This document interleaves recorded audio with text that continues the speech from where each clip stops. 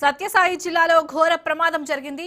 కుమ్మరవాడ్లపల్లిలోని ఓ ఇంట్లో పేలుడు జరిగింది. పేలుడు ధాటికి ఇల్లు ధ్వంసమైంది. ప్రమాదంలో 4 మృతి చెందగా మరో 6 తీవ్ర గాయాలయ్యాయి. ధ్వంసమైన ఇంట్లో పేలుడు పదార్థాలు అమర్చే డ్రిల్లింగ్ మిషన్ గుర్తించారు పోలీసులు. పేలుడుకు డిటోనేటర్లే కారణమని పోలీసులు అనుమానిస్తున్నారు.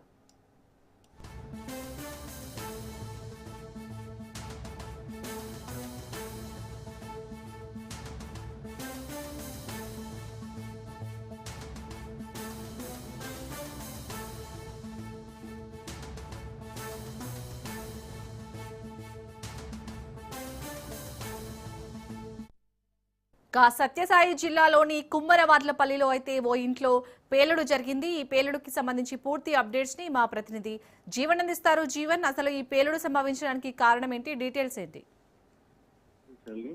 శ్రీ సత్యసాయి జిల్లాలో విషాదం చోటు చేస్తుందని చెప్పవచ్చు. కదిరి మండలం కుమ్మరవాడ్లపల్లిలోనే ఓ ఇంట్లో గ్యాస్ సిలిండర్ పేలినటువంటి ఘటనలో 4 మృతి చెందారు, పలువురు తీవ్రంగా గాయపడినారు. ఈ ఘటనలో దాదాపుగా 21 మంది వరకు గాయపడినట్లయితే సమాచారం అందుతుంది.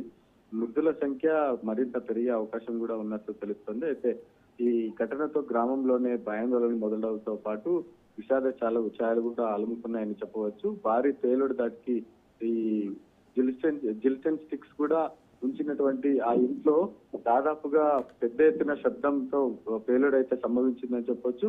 ఈ జిలిటన్ స్టిక్ ఉంచిన ఇంటితో పాటు మరో 3 ఇళ్లు కూడా నేలమట్టం అయ్యాయి. దాదాపుగా ఈ నేలమట్టమైనటువంటి శిథిలాల కింద ఎవరైనా ఇరుక్కున్నారా అనే కోణంలో కూడా ఫైర్ సిబ్బంది ఘటనా స్థలానికి చేరుకుని సహాయక చర్యలు అయితే చేపడుతున్నారు. ఇప్పటికే జిలిటన్ స్టిక్ లో వాడే ద్రవ పదార్థాలు ఏమైనా పేలే అవకాశం ఉండటంతో ఆ ప్రాంతాన్ని మొత్తం కూడా ఫైర్ సిబ్బంది నీటితో నింపినటువంటి పరిస్థితి కనబడుతుంది.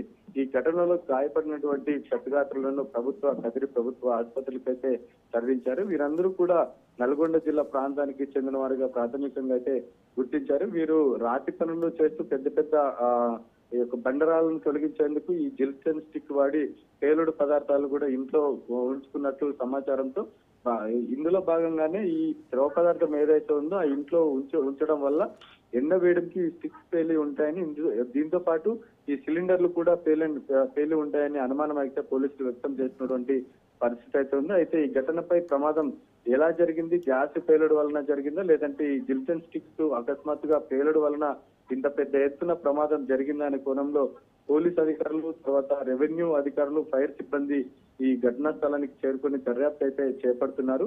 ఈ అధికారులు చేపడుతున్నటువంటి ఈ విచారణలో మరిన్ని లోతైన వివరాలు తెలిసే అవకాశం అయితే ఉంది. చాలని రైట్, థ్యాంక్ యూ జీవన్.